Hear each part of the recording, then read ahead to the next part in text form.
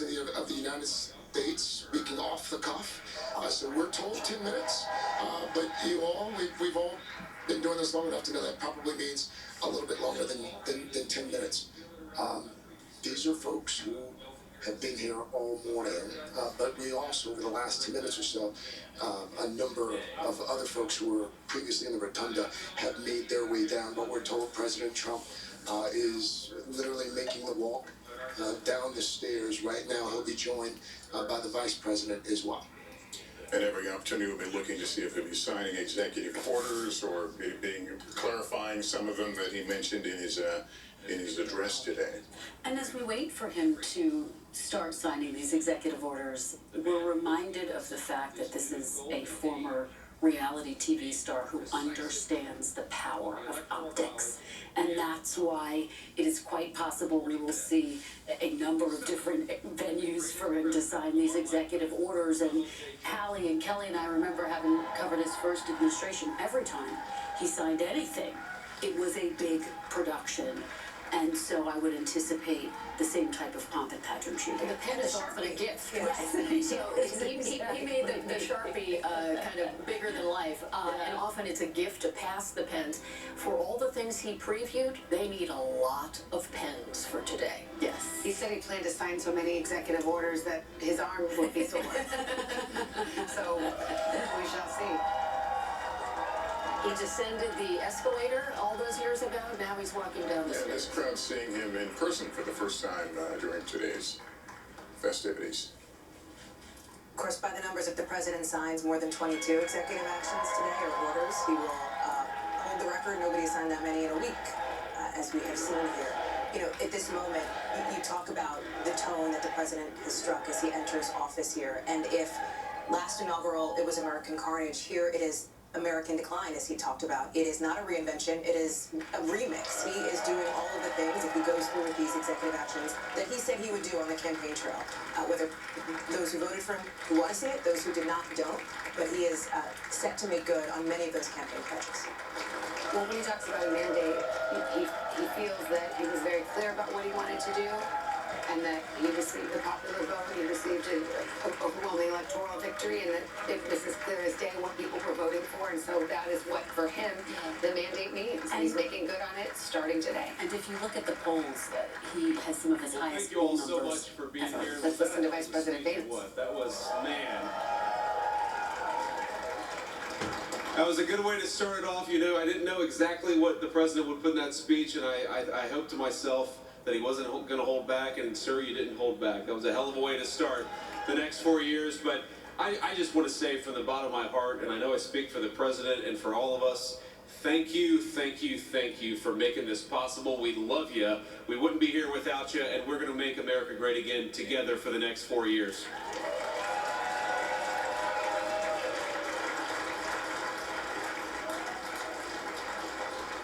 And the last thing I'll say is, you know, having stood outside for about 5 minutes to wave goodbye to the Bidens, thank God we moved that thing indoors, because it was a beautiful ceremony and it was cold as hell outside.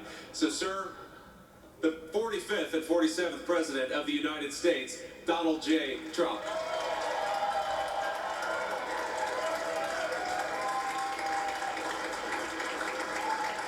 No, he's right. I said, oh, look at this beautiful sunny day. We blew it, and then I went outside and we were freezing. You would have been very unhappy. The sun was very deceptive, I will tell you. It is cold out. And I'm sort of saying, you know, that was so beautiful today. Maybe they should do it there every 4 years. Does that make sense? I don't know. Because, you know, the outdoor thing is really good, but it gets a little cold around this time of the year. Some people have noticed. And a lot of times they suffer through it. There was no suffering in that room. It was 72 degrees. It was perfect with the best acoustics I think I've ever heard in a room. This is not so bad either. But I just want to say, you're a younger, far more beautiful audience than I just spoke to. And I want to keep it off the record. I want to keep that off the record.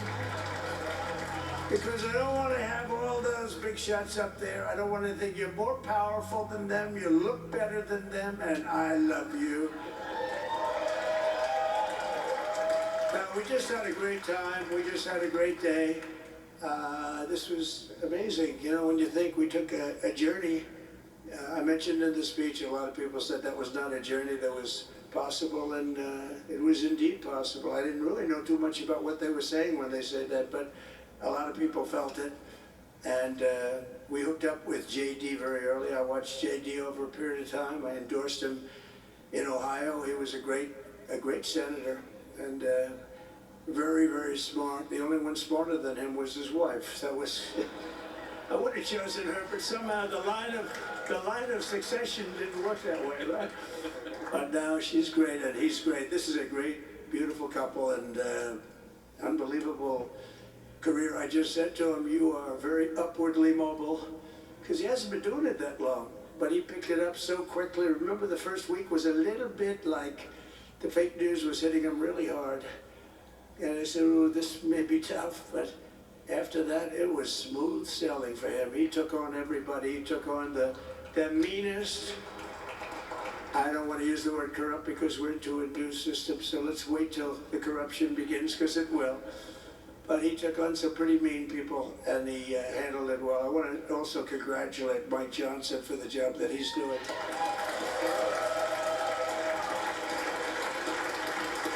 See, we gave him a majority of almost nothing, and then I said, to make it tougher on him, let me take 2 or 3 of the people, right?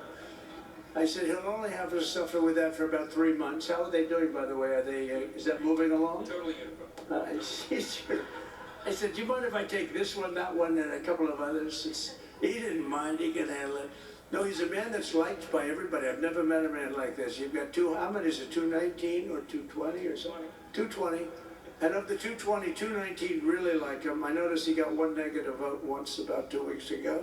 But I think even 220 like him, if you want to know the truth. And that's very unusual.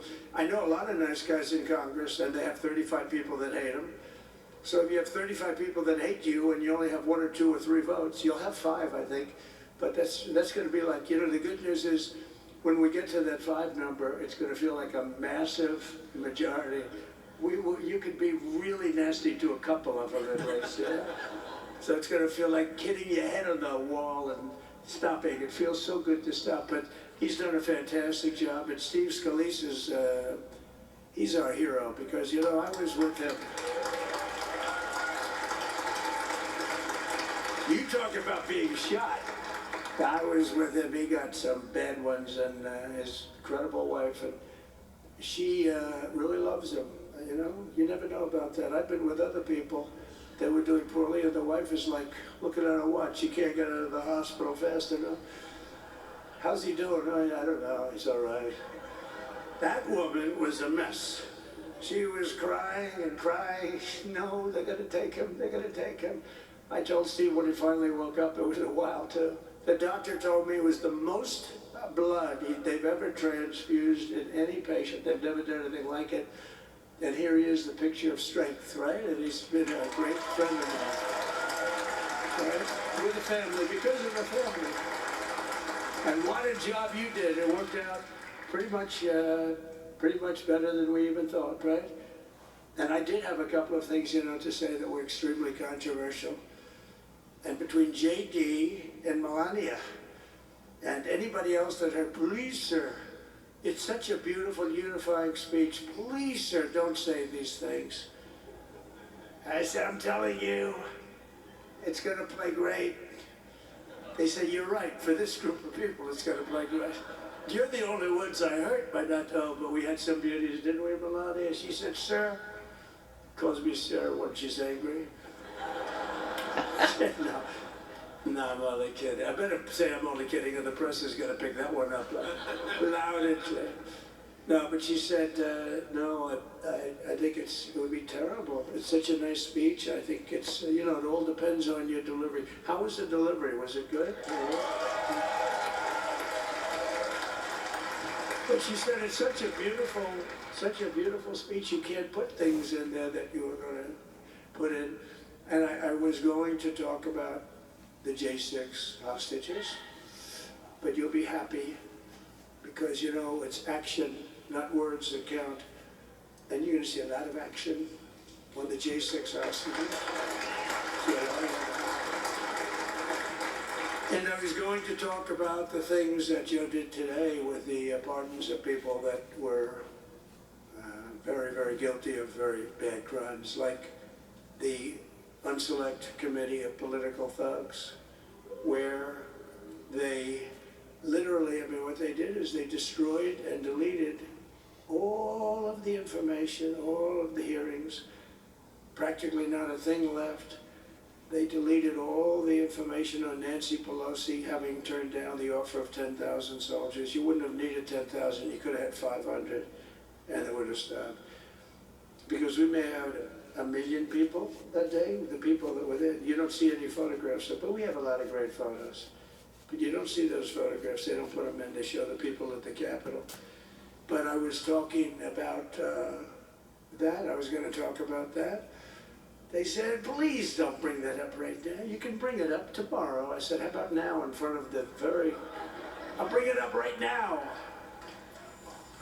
You know, this little time delay is good because we're getting great reviews on the speech. Now watch, they'll take the speech and say, I didn't like it because he left there and he talked to people, but we're giving you a little more information than we gave upstairs. But no, they pardoned a lot of people. They pardoned, before we even get to today, they pardoned, 33 murderers, absolute murderers, the worst murderers. You know, when you get the death sentence in the United States, you have to be bad, because they don't give it much.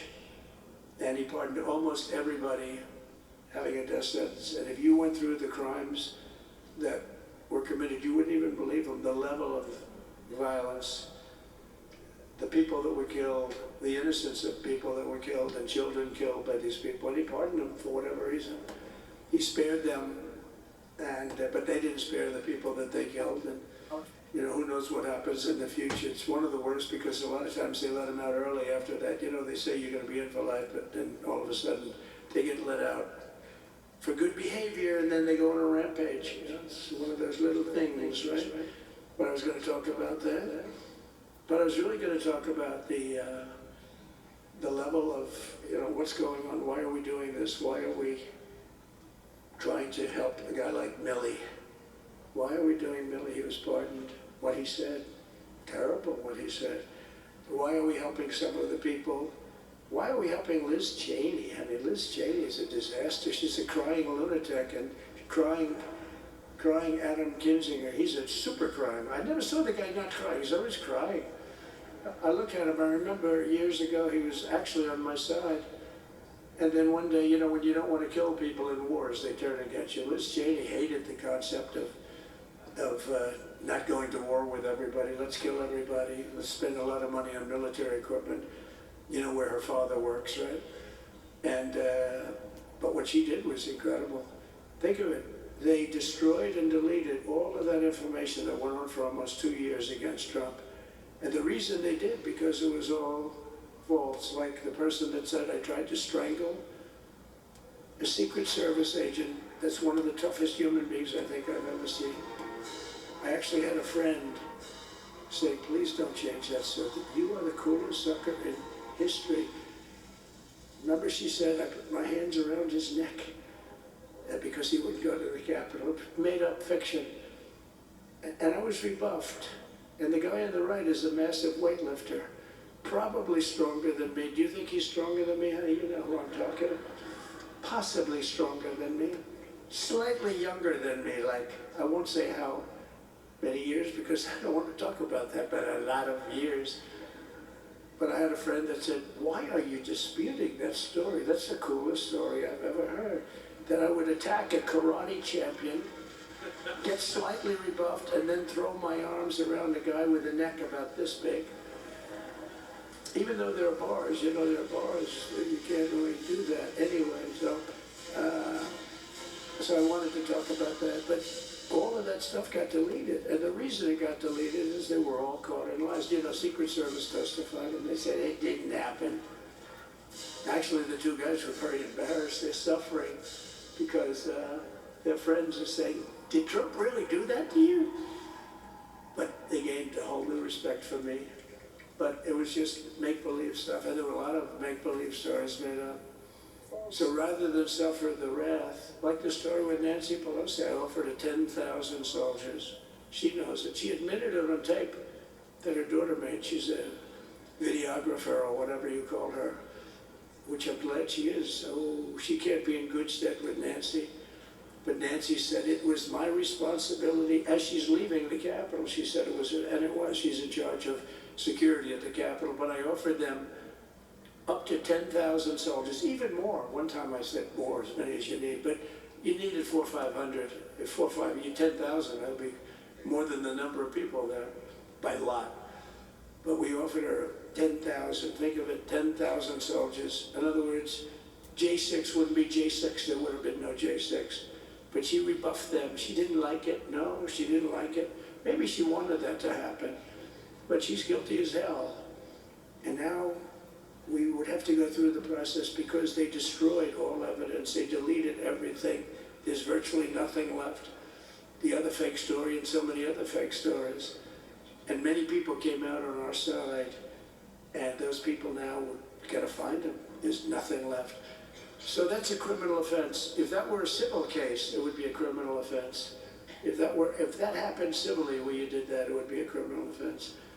So I decided I'm not going to make this speech complicated. I'm going to make it beautiful. I'm going to make it a unifying speech. And then when they said we have a group of people that are serious Trump fans, I said, this is the time to tell those stories.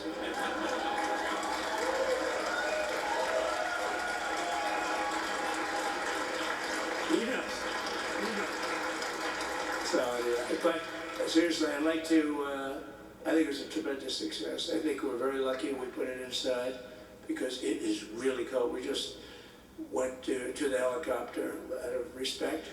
It's something that's taken place for a long time. I guess it's as old as helicopters. You used to get into a stagecoach, now you get into a helicopter. Times change. But it's pretty old custom. And it's a beautiful custom, actually. It's a beautiful custom. I wish we could have had a better relationship. I wish we could have had a better relationship between Republicans and Democrats. I was with Senator Schumer. I said, Chuck, I think it's time we all start getting along a little bit because it doesn't make sense. I mean, we literally never get a Democrat vote. They never get a Republican vote, almost. And although there is a bill coming up very shortly that we have a lot of Democrat votes, right? That's going to be a very beautiful bill. We're going to have a deciding, I would say, within a week or so, I think. And it's going to be a very good bill. You all know what I'm talking about. So I just want to thank you all for being here. You have been our fans from day one, all these people all over. You've been our fans. This has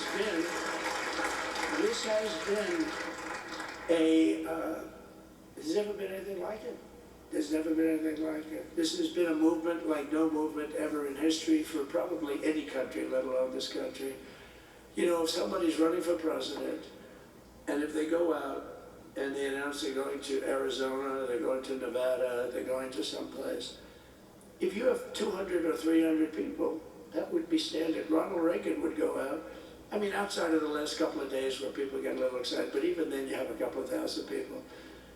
But if you're going to go someplace, any place, any one of the swing states, any one of the other states, I mean, how about the non-swing states? We won Alabama by 48 points. We won Tennessee by massive numbers. Wyoming, we won by numbers that are, nobody's ever seen numbers. And, you know, places like California, we did great, but you know, when they send out like 38 million ballots, and nobody knows where the hell they're sending them, and then they come pouring back, the whole thing. You know, they passed a law in California that if you work in an election bureau, and if you so much as ask for a voter ID, if you say, sir, ma'am, could I please look at your voter ID? They have the right to put you in jail if you're a criminal. Can you believe that? There's only one reason that happens. They want to cheat. So they had it where voter ID wasn't accepted. But now if you even ask for, this is seriously a bill that was just signed, passed in their legislature, and it was signed. And I think when we get things cleaned up and we get back to a little bit of normalcy, I'm going to ask the speaker to really get involved because I think we would have won the state of California because, you know, if you look at my numbers with Hispanic, we're at 56%, and we won the Texas border that had never been won. As the governor said, he's doing a good job, the governor, by the way, of Texas, but as the governor said, it hasn't, oh, did I get lucky? Did I get lucky? Supposing I said, you know, he's not here, but the governor of Texas has done a terrible job. Wow, look at you. You mean we couldn't get you up in the front row? I tell you. Supposing I said, JD, the governor of Texas is not doing his job. You heard what I said? See, I didn't know you were there. I said he's doing a great job. He's doing a phenomenal job. But now you're going to have a partner that's going to work with you because you didn't have. Not only did he have a partner, he had people selling the wall. Right? We have a fence structure that we worked on, the governor worked on with me. And I didn't love it, to be honest with you. I wanted a nice precast concrete, you know, 40, 50 feet high, like a beautiful, could have been a T-shape, Y-shape. I love construction. I wanted that sucker to go up maybe 50, 60 feet. It would have looked beautiful, a nice Y shape. And they said, the problem is, sir, they climbed that like a rabbit. I said, what do you mean? No way. And they brought some of these guys out. They climbed it like, and the other thing is you hit it with acid and the thing will disintegrate. You know, they have things for concrete. So they needed very hardened steel, very special steel. And then they did 7,000-pound concrete inside that steel, you're inside that steel. And then they have a rebar that's the toughest steel made. Very hard to cut. So this is why very little is cut. I mean, it's right. And then they put a anti-climb panel on top. I hated it. I said, it's so unattractive. And I said, why would that work? I don't believe it works. And I went to watch the Border Patrol, gave a display. We had actually 2 sets of climbers. The guys that climb up walls with drugs on their back, I mean, they got like 60, 70 pounds of drug, and they go as fast as you can walk. They go pip, pip, pip. Or we have Mount Everest type climbers. And honestly, the drug guys were much better. I couldn't. The drug guys blew them away, right? But it's true, the anti-climb panel, they couldn't get around it. They just couldn't, you didn't have it. So sometimes you sacrifice beauty for efficiency. And we did. So we built this wall, and we built over 500 miles of wall. That's why we had such good numbers. The famous chart that came down, very thankfully, the chart that came down on my right, Governor, had I not looked over there, I'm not speaking right now, you might be speaking here, you want to know the truth? You, JD, and we got a lot of great people in this party, but I got very lucky, but we had the best numbers we've ever had. But I bought, you know what happens is when you fill it up, it's like water, you fill it up. Now we have 571 miles of wall, and they would always say, you know, when we renovated a wall, so there'd be like a piece of plywood sitting there for 60 years, or a 2x4 sitting for 60 years on the ground and rotting, because, you know, and they'll say, you didn't build a new wall. Here we're building 50 feet up in the air, 30 feet sections, 50-foot sections, all steel, all concrete, all everything. And all, by the way, they don't even want me to say this, but what the hell, it doesn't take that long time. They're all wired for all of the equipment. We put wires in everything so they can easily wire for all of the different types of equipment. And if there's a doubt, we have a wire. Whenever we just look, you just find the wires all over the place up top, so we can just hook it up. We don't have to have wires on the outside, which wouldn't do too well, right? So anyway, so we built an extra 200 miles of wall, and the governor wanted to buy it. He tried to buy it, and they wouldn't sell it to him. He wanted to put it up himself. Could have been done in 3 to 4 weeks, 200 more miles, because when you do it now, they just keep going further out, further out, further out, getting around. So we did an extra 200 miles, and it was all bought. And they announced that they're not going to put it up. And that's when I realized they wanted open borders, and that's when I realized that people are going to come pouring through the wall like nobody's ever seen before, but you've seen it. A lot of you are here because of that. I made it my #1 issue. They all said inflation was the #1 issue. I said I disagree. I think people coming into our country from prisons and from mental institutions is a bigger issue for the people that I know. And I made it my #1. I talked about inflation too, but you know, how many times can you say that an apple has doubled in cost. I'd say it, and I'd hit it hard, but then I go back to the fact that we don't want criminals coming into our country. We don't want the jails of every country in the world virtually being deposited into the United States, and that man had to suffer with it, and he did an unbelievable job. I'll tell you, he was a very popular governor, but now he's like an unbeatable governor because of your border policies. He was fantastic, and he really was. Governor Abbott is he's a great man, a great leader, and but it did make him very more. Did you do it? You didn't do that for politics. You did it because you wanted to do the right thing. But I'll tell you, it sure as hell worked for politics too. It's self-preservation. That's right. But yeah, because the people are demanding it. The people of Texas are demanding it. The people are demanding it all over. So anyway, so we built it, and they wouldn't let us use it. They wouldn't let the governor use it, and other governors, they wouldn't let him use it. But he was the leader of the pack and did a great job. And then we heard about a month ago that not only wouldn't they let it use it, they were selling it. They were going to sell it for 5 cents on the dollar. Now, 5 cents on the dollar then, but today it would cost more than twice as much to build because we bought it like 6 years ago. And it was just sitting on the ground, and that does not do well for the whole thing. But it was just sitting on the ground, and I heard about it, and I called the governor, and I called a lot of people, the attorney general. And here's the story. They were going to buy it, and these are great business people. They were going to buy it for 5 cents on the dollar or less, and they were calling us up. We'll sell it to you for 200 cents on the dollar. In other words, it will cost you twice as much, so it's 200 cents on the dollar. I said, can someone explain that to a judge? I mean, how corrupt is that? You'd think they'd say, maybe we'll sell it to you for 20 cents, 30 cents, but not 200 cents. So they were going to buy something for 5 cents, and they were going to sell it to us for a fortune. They were going to make it be, they'd have it down that in Fortune magazine, they put it of the deal of the year, okay? You buy something like that. But it was so corrupt and so horrible. And when we told that to the administration, they didn't care. They just kept going forward. They couldn't care less.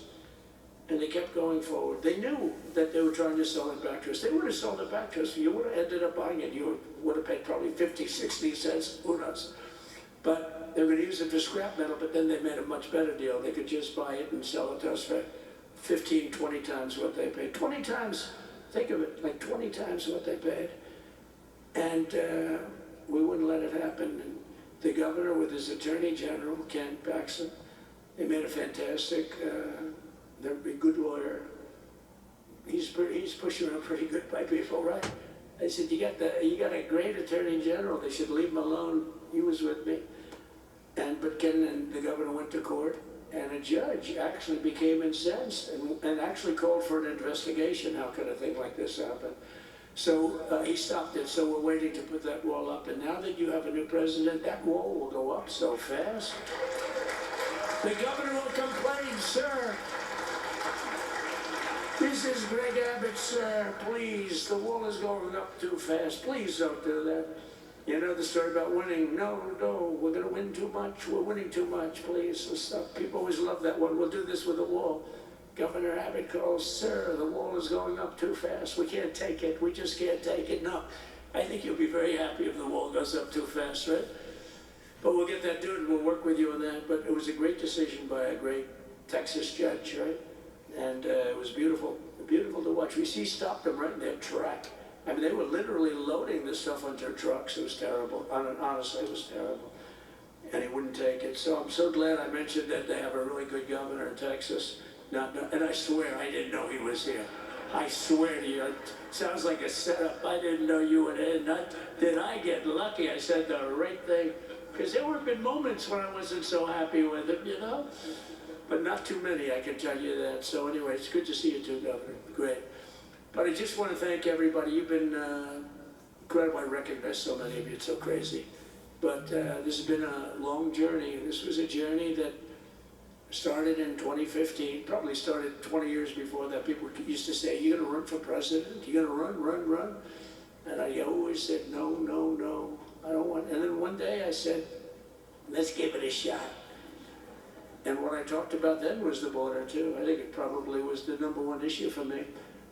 Back in 2015, 2016, I talked about the border. And now I talked about the border, but this border is much worse. We fixed the border, it was totally fixed. There was nothing to talk about. 2020, by the way, that election was totally rigged, but that's okay. It was a rigged election. You know the only thing good about it? It showed how bad they are, showed how incompetent, and frankly, historically, this is a much bigger event. If that would have gone like it should have. The bad thing about it is some bad things happen, like a lot of people in our country that wouldn't be in our country right now. So, you know, that's the bad part. But I will say that it started in 2015, and right from the beginning, we went to the top. Day one, they announced Trump, and Trump went to #1 and stayed there for the whole primary. And then we took on Hillary. She didn't look too happy today. We took on Hillary. A very nice person. We defeated Hillary, and then we did much better the second time in 2020. You know, we got millions more votes. We got millions, like 10, 12 million more votes than we did the first time. No president has ever gotten that many more votes. I got like 9 million more than anybody else had ever gotten. And they said we lost. And because of that, I said to Melania, what do you think? And she said, you want to do this again? And had we lost, and had I thought we lost, I wouldn't do it again, because that's like the ultimate poll, right? But I knew how well we did, and this time we made it too big to rig. It was so big. They tried like hell. They tried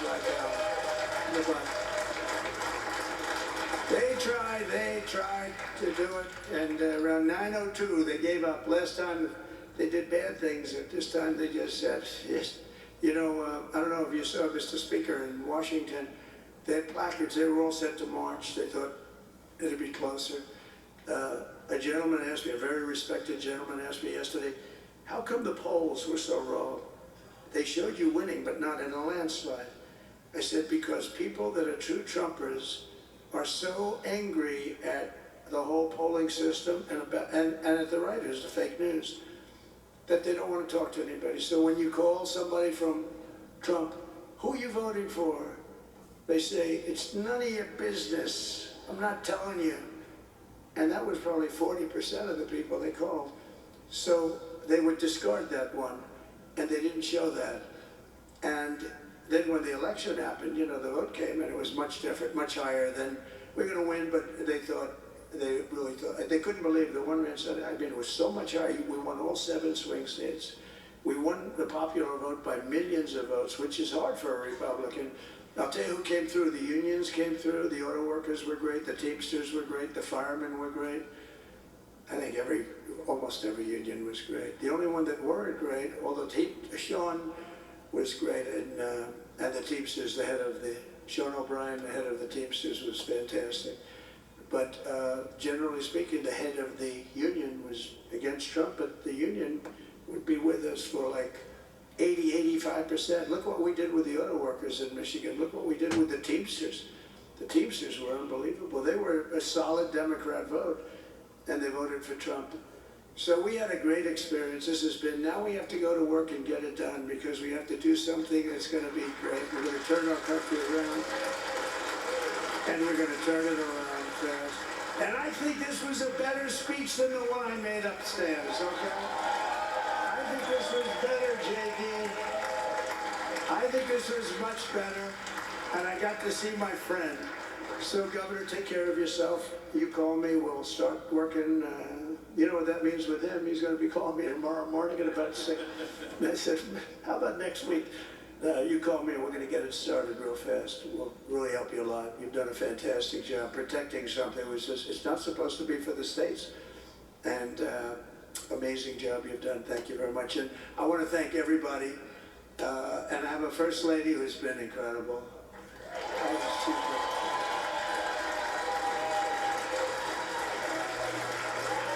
I shouldn't say this.